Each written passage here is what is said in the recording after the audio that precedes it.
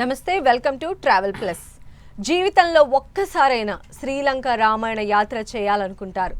లంకతో అష్టాదశ శక్తిపీఠాలలో మొదటి శక్తిపీఠం శాంకరీదేవి సంజీవని పర్వతం, అశోక వాటిక, సీతాదేవి అగ్ని ప్రవేశం, రామాయణ యుద్ధం జరిగిన ప్రదేశం మొదలగున్న ఎన్నో రామాయణ ప్రదేశాల సందర్శనతో పాటు ప్రకృతి సౌందర్యం, ఎన్నో బీచ్లు, tea plantations, factories, spice gardens వంటి ఎన్నో సందర్శించవలసిన ప్రదేశాలు కలిగిన శ్రీలంక యాత్ర తెలుగు రాష్ట్రాల్లో దశాబ్దాలుగా తీర్థయాత్రలు నిర్వహించడంలో ప్రత్యేక గుర్తింపు కలిగిన Shri Gayatri tours and travels అధినేత భరత్ శర్మ గారు మనతో పాటు ఉన్నారు. మరి వారిని అడిగి శ్రీలంక రామాయణ యాత్ర గురించి పూర్తి వివరాలు తెలుసుకుందాం. నమస్కారం అండి భరత్ గారు. నమస్తే. డెఫినెట్గా ప్రతి ఒక్కరూ కూడా అంటే రామాయణంతో పెనవేసుకున్నటువంటి మన హిందూ ధర్మం అంతా పాటించేవారు ఖచ్చితంగా శ్రీలంక యాత్ర చేయాలనుకుంటారు. ముఖ్యంగా శాంకరీదేవి దర్శనం చేసుకోవాలనుకుంటారు కదా. సో మరి మా అందరి కోసం శ్రీలంక యాత్ర గురించి, అక్కడ దర్శనీయ ప్రదేశాల గురించి వివరించండి. షూర్ అమ్మ, తప్పకుండా. మనం శ్రీలంక అనగానే మనకు మొట్టమొదటిగా గుర్తొచ్చేటువంటిది అష్టాదశ శక్తిపీఠాల్లో మొదటి అమ్మవారి దర్శనం లంకాయాం శాంకరీదేవి అని.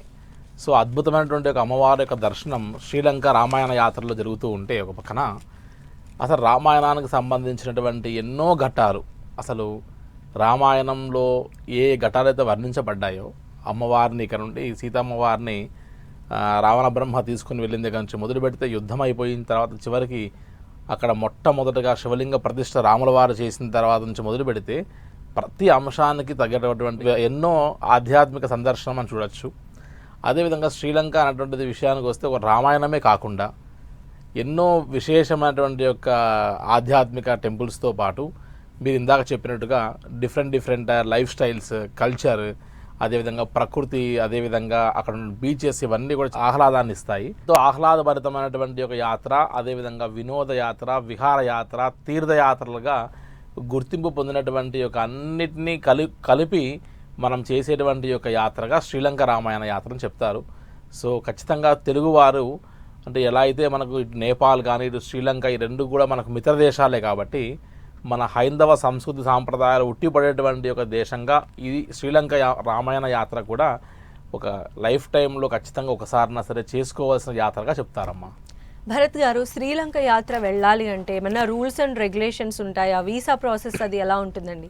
అమ్మ, సహజంగా రామాయణ యాత్ర ఈ శ్రీలంకకి వెళ్ళాలి అని అంటే పొరుగు దేశం కాబట్టి ఎలాగైనా సరే మనం ఖచ్చితంగా పాస్పోర్ట్ కలిగి ఉండాలి.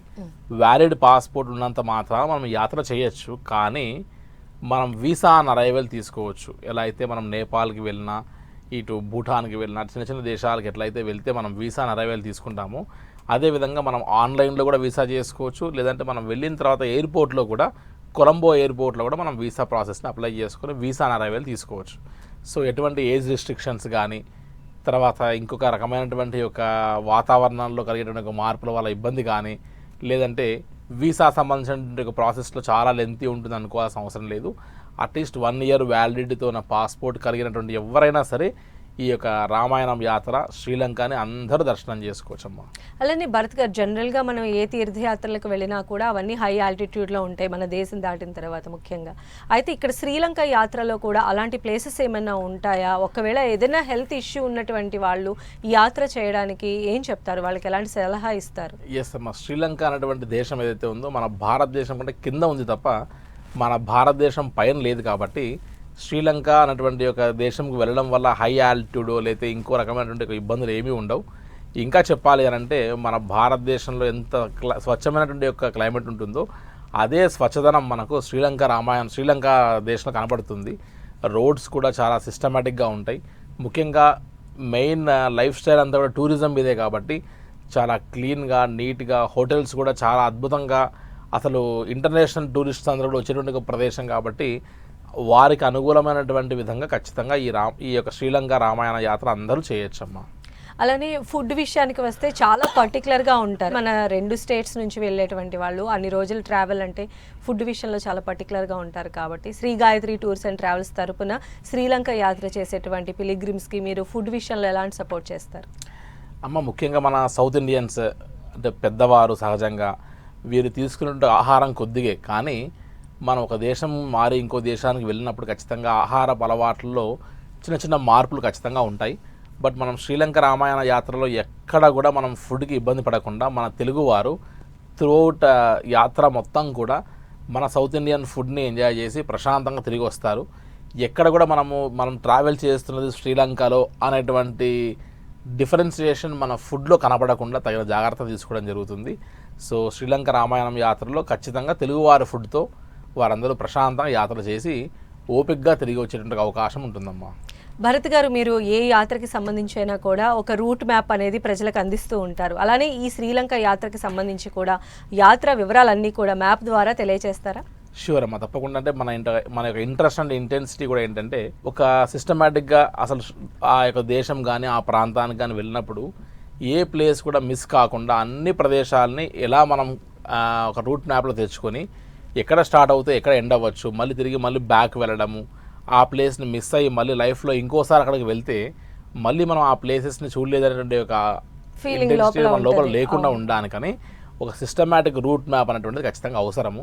సో మనం చెప్పేటువంటి ఈ రూట్ మ్యాప్ వల్ల చాలామంది యొక్క ఫీడ్బ్యాక్ కూడా ఏంటంటే, మేము సొంతంగా యాత్ర చేస్తే కూడా ఇలా వెళ్ళొచ్చు. చాలామంది వారు సొంతంగా కూడా యాత్ర చేసిన ఒక విశేషాలని మన దగ్గర తెలుసుకొని వారి నాలెడ్జ్ని గెయిన్ చేయడం వల్ల సొంతంగా కూడా యాత్ర చేసుకోగలుగుతారు. కాబట్టి ఆ యొక్క రూట్ మ్యాప్ని మన ద్వారా ఒకసారి ఎక్స్ప్లెయిన్ చేసేటువంటి ప్రయత్నం చేద్దామమ్మా.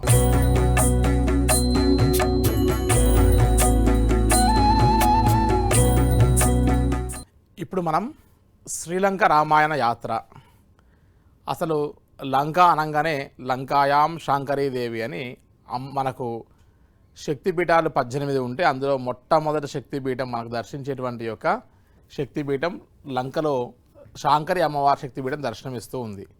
అయితే అసలు శ్రీలంకలో రామాయణం సంబంధించినటువంటి యొక్క ఘట్టాలు ఉన్నాయా, అసలు శ్రీలంకలో రామాయణానికి సంబంధించినటువంటి యొక్క ప్రదేశాలు మనం దర్శించుకోవచ్చా అనేటువంటి యొక్క కోరిక అనేటువంటి యొక్క ఆలోచన ప్రతి ఒక్కరికి ఉంటుంది. అయితే శ్రీలంక అనేటువంటిది కేవలం ఒక 3 days 4 daysలోనే కాదు, కనీసం మనం ఈస్ట్ వెస్ట్ నార్త్ సౌత్ మొత్తం లెక్క వేస్తే ఆల్మోస్ట్ మనం ఒక 8 days శ్రీలంకలో పెట్టుకోగలిగితే మనం చాలా ప్రశాంతంగా శ్రీలంకకు సంబంధించినటువంటి రామాయణం ప్లేసెస్తో పాటు ఇంక్లూడింగ్ జాఫ్నాతో కవర్ చేసుకునేటువంటి అద్భుతమైనటువంటి అవకాశం మనకు ఈ శ్రీలంక రామాయణ యాత్రలో కనబడుతుంది. ఈ శ్రీలంక రామాయణ యాత్ర కేవలం మనకు ఒక ఆధ్యాత్మికానికి సంబంధించిన ప్లేసెసే కాకుండా ఈ రామాయణ యాత్రలో ఈ శ్రీలంకలో ఎక్కడ చూసినా సరే ప్రకృతి సౌందర్యము, అదేవిధంగా బీచెస్, వాటర్ ఫాల్స్, అదేవిధంగా ప్రకృతి రమణీయమైనటువంటి ప్రదేశాలు, కాఫీ ప్లాంటేషన్స్, హర్బల్ లైఫ్ అంతా కూడా కనబడేటువంటి అద్భుతమైనటువంటి ప్రపంచం అంతా కూడా శ్రీలంకలో మనకు దర్శనమిస్తుంది. అయితే ఈ శ్రీలంక అనేటువంటి యొక్క ఈ దేశం మన హైందవ సంస్కృతికి సాంప్రదాయానికి అనుకూలంగా అనుబంధంగా ఉన్నటువంటి ఒక దేశంగా చెప్పుకోవచ్చు. ఒకసారి ఈ శ్రీలంక రామాయణ యాత్ర చేయాలి అని అంటే మనం ఏ రకంగా ప్లాన్ చేసుకోవచ్చు, ఒక ట్రావెల్ ఆపరేటర్తో కానీ లేదంటే మీరు సొంతంగా వెళ్తే అసలు ఏ ప్లేసెస్ని ఎలా దర్శించుకోవాలి అనేటువంటి ఒక రూట్ మ్యాప్ మీ మైండ్లో ఉంటే అసలు ఏ టెంపుల్స్ మనం కవర్ చేయొచ్చు, ఖచ్చితంగా చూడవలసినటువంటి ఒక అద్భుతమైనటువంటి ఒక ప్రదేశాలు ఏమున్నాయో ఒకసారి మనం గమనిస్తే, ఒకసారి శ్రీలంక రామాయణ యాత్రకి వెళ్ళడానికి, శ్రీలంక యాత్ర చేయడానికి మనం హైదరాబాద్ లేదా డిఫరెంట్ ప్లేసెస్ నుండి చెన్నై అనేటువంటి ఒక ఈ పాయింట్ని మనం సెంటర్గా తీసుకోవాల్సి వస్తుంది. ఎందుకంటే చెన్నై నుండి మనకు శ్రీలంకకి number of flights, direct flights ఉన్నాయి. అది కాస్త ఎకనామికల్గా కూడా మనకు అనుకూలంగా ఉంటుంది. లేదు హైదరాబాద్ నుంచి కానీ బెంగళూరు నుంచి కానీ కూడా డిఫరెంట్ ప్లేసెస్ నుంచి మనం డైరెక్ట్గా కొలంబో కూడా ఫ్లై కావచ్చు. But depends on our flight రేట్స్ని బట్టి చూసుకోవాల్సి వస్తుంది. సో చెన్నై నుంచి డైరెక్ట్గా కొలంబో అయితే చాలా నెంబర్ ఆఫ్ ఫ్లైట్స్ ఉంటాయి అండ్ మన డే కూడా బాగా కలిసి వస్తుందని బాగా గుర్తుపెట్టుకోవచ్చు. సో వన్స్ మనం కొలంబో రీచ్ అయిన తర్వాత మనం అక్కడ నుండి మనం డే 1 ఇలా స్టార్ట్ చేసుకుంటే మనం ఒక క్లాక్ వైజ్ డైరెక్షన్లో మొత్తం మనం శ్రీలంక రామాయణ యాత్రని ఏ ప్లేస్ కూడా వదలకుండా చాలా ప్రశాంతంగా పూర్తి చేయొచ్చు. సో మనం ఇక్కడ చూస్తే డే 1 మడంపే సుబ్రహ్మణ్య స్వామి టెంపుల్ అని చాలా పెద్ద సుబ్రహ్మణ్య స్వామి వారి దేవాలయం. అసలు ఆ యొక్క దేవాలయం చూడంగానే మనకు ఒక రకమైనటువంటి ఒక ఆధ్యాత్మిక ఫీలింగ్ అనిపిస్తుంది. చాలా పెద్ద టెంపుల్ కాంప్లెక్స్ ఇది, ఖచ్చితంగా దర్శించవలసినటువంటి ఒక ప్రదేశము. అదేవిధంగా మనేశ్వరం టెంపుల్ అని మనం గమనిస్తే మొట్టమొదటిగా రావణాసురుడిని జయించిన తర్వాత బ్రహ్మహత్య పాతకాన్ని పొందినటువంటి శ్రీరామచంద్రమూర్తి వారు మొట్టమొదట శివలింగాన్ని ప్రతిష్ఠించినటువంటి ఒక ప్రదేశం ఈ మనేశ్వరం టెంపుల్ అని చెప్తారు. ఆ తర్వాత మనం మనావారి టెంపుల్ అనేటువంటిది చూసి మనం నైట్ స్టే చిలావ్ అనేటువంటి ఒక ప్లేస్లో మనం స్టే చేయవలసి వస్తుంది. సో ఇక్కడ మనం గమనిస్తే శ్రీలంక ఎక్కడ చూసినా టూరిస్ట్ కంట్రీ కాబట్టి మనకు ఫుడ్ అండ్ అకామిడేషన్స్లో ఎక్కడా ప్రాబ్లం ఉండదు. చాలా సెక్యూర్డ్ కంట్రీ, ఎక్కడ కూడా మనకు అలజడులు లాంటివి కానీ అటువంటివి ఏమీ ఉండవు.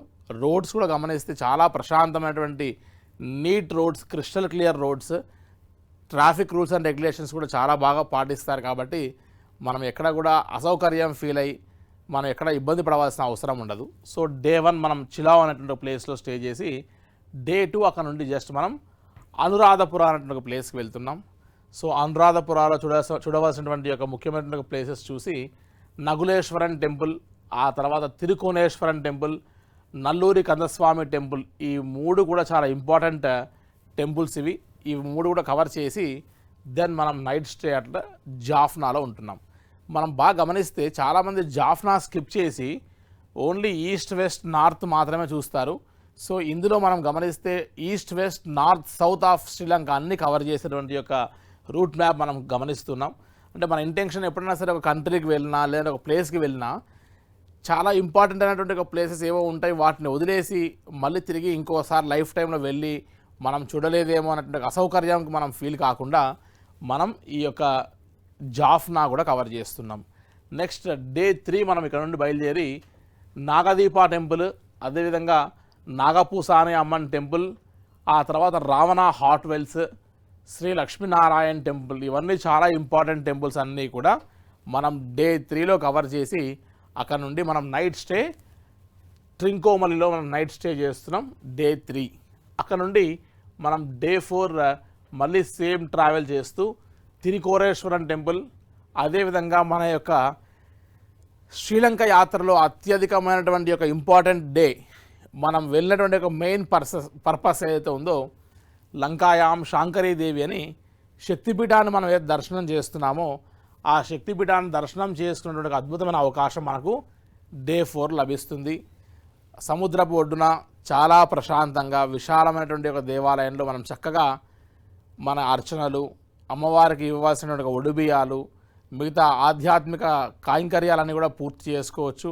అక్కడ హడావిడిగా తోసేయడం కానీ, అయ్యో మనం డిస్సాటిస్ఫాక్షన్తో వచ్చామనేటువంటి ఫీలింగ్ లేకుండా కాస్త ప్రశాంతమైన టైం కేటాయించుకొని ఈ యొక్క శాంకరి అమ్మవారి శక్తిపీఠంలో మనం టైం కేటాయించుకొని దెన్ అక్కడ నుండి Sigiriya lion rock and Kali temple చూసుకొని బటిక్ ఫ్యాక్టరీ చూసుకొని మనం నైట్ స్టే అట్ సిగరియాలో మనం స్టే చేస్తున్నాం.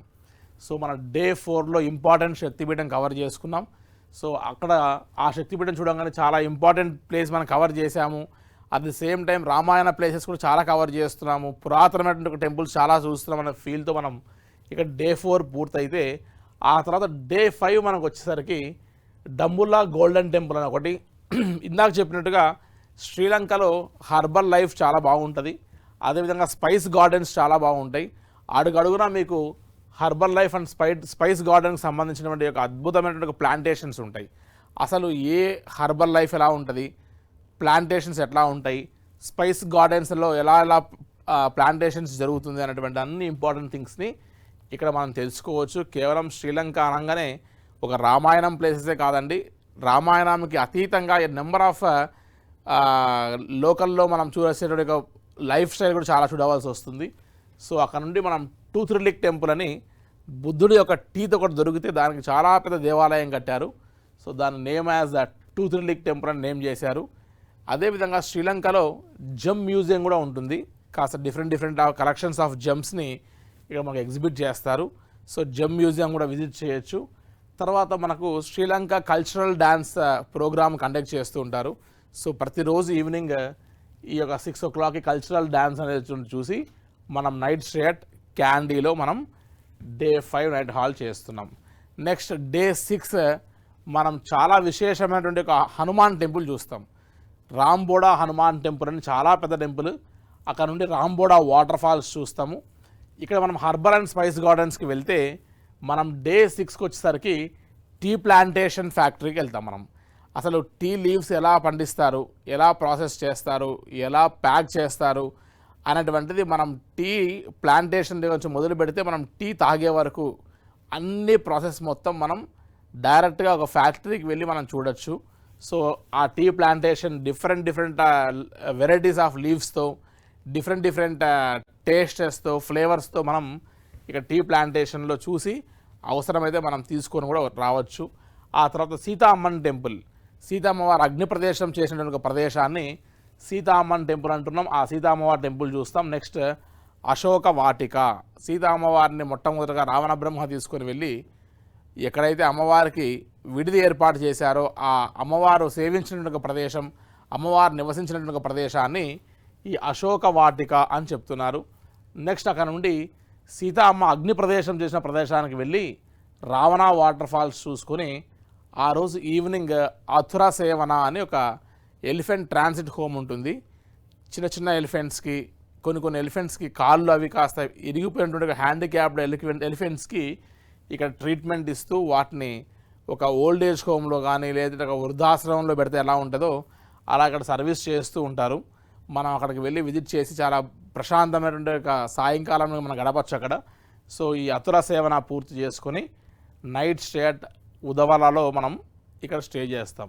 సో ఈ యొక్క ప్లేస్కి వెళ్ళిన తర్వాత డే 6 నైట్ హాల్ట్ చేస్తున్నాం. నెక్స్ట్ డే 7 రామసల్లా సంజీవని డ్రాప్ అని మన లక్ష్మణ స్వామి వారికి ఆ యొక్క యుద్ధంలో ఆ యొక్క సంజీవని పర్వతాన్ని వెతుకుతూ ఈ యొక్క హనుమంతుడు ఆ పర్వతాన్ని పెకిలించి తీసుకొని వచ్చేటప్పుడు ఒక చిన్న పీస్ ఆఫ్ సంజీవని అక్కడికి వెళ్ళి పడడం వల్ల అది పెద్ద కొండగా మనకు కనబడుతుంది. సో సంజీవని పర్వతాన్ని చూసుకుంటూ అక్కడ నుండి మధు రివర్ బోట్ సఫారీ అని మనకు వాటర్ రైడ్స్ కూడా ఉంటాయి. ఎవరైనా ఇంట్రెస్ట్ ఉంటే ఆ వాటర్ రైడ్స్ కూడా చేసుకోవచ్చు. టటల్ ఫామ్ అనేది ఒకటి ఉంటుంది. అక్కడ నుండి వాటర్ స్పోర్ట్స్ కూడా చేసుకోవచ్చు. అండ్ ఏదైనా సరే షాపింగ్ లాంటివి ఏమైనా చేసుకోవాల్సి వస్తే శ్రీలంకకు సంబంధించినటువంటి కల్చరల్ యాక్టివిటీస్ని కానీ కల్చర్కి సంబంధించిన థింగ్స్ ఏమైనా తీసుకోవాలంటే కూడా ఈ యొక్క డే 7 మనం షాపింగ్ అవి చేసుకొని నైట్ స్టే కొలంబోలో స్టే చేస్తున్నాం. సో క్యాపిటల్ ఆఫ్ శ్రీలంక కొలంబోకి వచ్చేసాం మనం. ఆ తర్వాత నెక్స్ట్ డే అక్కడ నుండి మనం డే 8 మనం వచ్చేసరికి ఆ కొలంబో నుంచి మన నిగంబో ఆ దారిలో వచ్చేటప్పుడు పంచముఖ ఆంజనేయ స్వామివారి టెంపుల్ చాలా విశేషమైనటువంటి చూసుకుంటాం. అక్కడ నుండి పొన్నంబలం శివలింగం టెంపుల్ ఒకటి చూసుకుంటాం. ఆ తర్వాత కలానియా విభూషణి టెంపుల్ ఒకటి చూసుకొని మనం అక్కడ నుండి మనం ఎయిర్పోర్ట్కి వచ్చేటప్పుడు సమయంలో మనం పార్లమెంట్ తర్వాత డిఫరెంట్ గవర్నమెంట్ బిల్డింగ్స్ ఇవన్నీ ఏదైతే కొలంబోలో మనం చూడవలసినటువంటి ఒక సిటీ టూర్ ఉంటుందో అదంతా కూడా మనం విండో సైడ్ నుండి కూర్చొని మనం ఈ యొక్క కొలంబో సిటీ టూర్ అంతా కూడా బై బస్ నుండే చూస్తూ వస్తాం. సో అక్కడంటే మనం నైట్ స్టే ఆఫ్ కొలంబో చేయొచ్చు. లేదంటే అదే రోజు మిడ్ నైట్ ఫ్లైట్స్ మనకి ఇండియాకి ఎక్కువ ఉంటాయి కాబట్టి ఆల్మోస్ట్ 12, 1, 2 నుంచి మనకు ఫ్లైట్ స్టార్ట్ అవుతాయి కాబట్టి డే 8 మనం బయలుదేరి నైట్ వెంటనే కొలంబో నుండి చెన్నై ఫ్లైట్ అయ్యి లేదంటే చెన్నై నుండి హైదరాబాద్ కానీ బెంగళూరు కానీ డిఫరెంట్ ప్లేసెస్కి మనం వెళ్ళడానికి అవకాశం ఉంటుంది. సో షార్ట్ అండ్ స్వీట్గా అట్లీస్ట్ మనం 8 డేస్ పెట్టుకొని ఈ శ్రీలంకకు సంబంధించినటువంటి ఒక రామాయణం ప్లేసెస్తో పాటు ఎంతో అద్భుతమైనటువంటి ఈ రామాయణం ప్లేసెస్తో పాటు అద్భుతమైనటువంటి యొక్క ప్లేసెస్ని అదేవిధంగా ప్రకృతి సౌందర్యాల్ని హర్బల్ లైఫ్స్ని అదేవిధంగా శ్రీలంక కల్చర్ని హెరిటేజ్ని అదేవిధంగా డిఫరెంట్ మ్యూజియంస్తో పాటు అతురా సేవన లాంటి ఎలిఫెంట్ ట్రాన్సిట్స్ ఇవన్నీ కూడా చూసేటువంటి ఒక అద్భుతమైన అవకాశం. అదేవిధంగా అత్యంత ముఖ్యమైనటువంటిది ప్రతి హిందువు ప్రతి భారతీయులు ఖచ్చితంగా దర్శించి తరించాలనుకున్నటువంటి ఒక అద్భుతమైనటువంటి ఒక లంకాయాం శాంకరీదేవి అని మొట్టమొదటి శక్తిపీఠం దర్శించుకోవాల్సినటువంటిది. కాబట్టి జీవితకాలంలో ఒక్కసారైనా సరే ఈ యాత్ర చేసి తరించవలసినటువంటిది. ముఖ్య గమనిక ఏంటంటే నేపాల్కి వెళ్ళాలంటే మనకు పాస్పోర్ట్ అవసరం లేదు, కానీ ఈ యొక్క శ్రీలంక మనకు సిస్టర్ దేశం అయినప్పటికీ కూడా మనకు ఫ్రెండ్లీ కంట్రీ అయినప్పటికీ కూడా మనకు ఖచ్చితంగా పాస్పోర్ట్ అయితే ఉండాలి. అట్ ద సేమ్ టైం మనం వీసాకు వచ్చేసరికి వీసా ఆన్ అరైవల్ తీసుకోవచ్చు.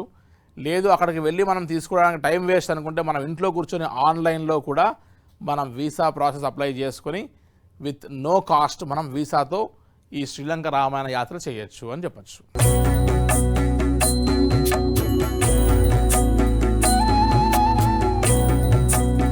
శ్రీలంక శ్రీలంక రూట్ మ్యాప్ గురించి మీరు ఇచ్చినటువంటి వివరణతో నిజంగా అంటే ఏ దర్శనీయ ప్రదేశాలు ఉంటాయి, ఇక్కడ నుంచి మనం లగేజ్ ప్యాక్ చేసుకొని శ్రీ గాయత్రి టూర్స్ అండ్ ట్రావెల్స్ని పట్టుకొని మనం వెళ్ళినట్లయితే ఎన్నెన్ని ప్రదేశాలు చూడొచ్చు అనే వివరాలు చాలా చక్కగా ఎక్స్ప్లెయిన్ చేశారు. అయితే సార్ బడ్జెట్ విషయానికి వస్తే ఒక్కొక్కరికి ఎంత బడ్జెట్ అవుతుంది అనుకోవచ్చు? ఎస్ అమ్మా, ముందుగా ఇందాక చెప్పినట్టుగా రూట్ మ్యాప్లో కూడా మనం ఇక్కడ నుండి కొలంబో వెళ్ళాలి, శ్రీలంక దేశానికి వెళ్ళాలి అని అంటే మెయిన్ క్యాపిటల్ కాబట్టి. సో హైదరాబాద్ నుంచి లేదంటే బెంగళూరు నుంచి డిఫరెంట్ ప్లేసెస్ నుండి డైరెక్ట్ ఫ్లైట్ తీసుకుంటే ఒక రకంగా బడ్జెట్ అవుతుంది. లేదు చెన్నై బేస్ క్యాంప్గా పెట్టుకొని మనం చెన్నై ద్వారా శ్రీలంక వెళ్తే మనకు కొద్దిగా ఎకనామికల్గా కాస్ట్ కలిసి వస్తుంది. సో అక్కడ కూడా మనం శ్రీలంకలో మనం ఈస్ట్ వెస్ట్ నార్త్ సౌత్ జాఫ్నాతో సహా కవర్ చేస్తే ఇంకో రకమైన కాస్ట్ వస్తుంది. సో ఎక్కడి నుంచి అయినా సరే ఫ్లైట్లో వెళ్ళి టోటల్గా ఈస్ట్ వెస్ట్ నార్త్ సౌత్ అన్నీ కవర్ చేసి మనం ప్రశాంతంగా ఇంటికి రావడానికి వారి యొక్క ఈ చిన్నటువంటి ఎంట్రీ ఎగ్జిట్ టికెట్స్ లాంటివి కొన్ని మ్యూజియాల్లో వాటిల్లో ఫార్మాలిటీస్గా మనం అమౌంట్ పే చేయాల్సిన చిన్న అమౌంట్స్ అన్నీ కూడా లెక్క వేస్తే అరౌండ్గా ఒక 75,000 to 80,000 రూపీస్లోనే ఈ యొక్క శ్రీలంక రామాయణం యాత్రని చాలా ప్రశాంతంగా లగ్జరియస్గా ఎక్కడ కాంప్రమైజ్ లేకుండా ప్రశాంతంగా ఈ యాత్ర చేసి తిరిగి రావచ్చమ్మా. ధన్యవాదాలు భరత్ గారు. మాకు శ్రీలంక రామాయణ యాత్రకి సంబంధించినటువంటి వివరాలన్నీ కూడా చాలా సవివరంగా వివరించారు. ధన్యవాదాలు మీకు. నమస్తే అమ్మా. ఇది ఇవాల్టి ట్రావెల్స్ ప్లస్. చూస్తూనే ఉండండి 10 TV.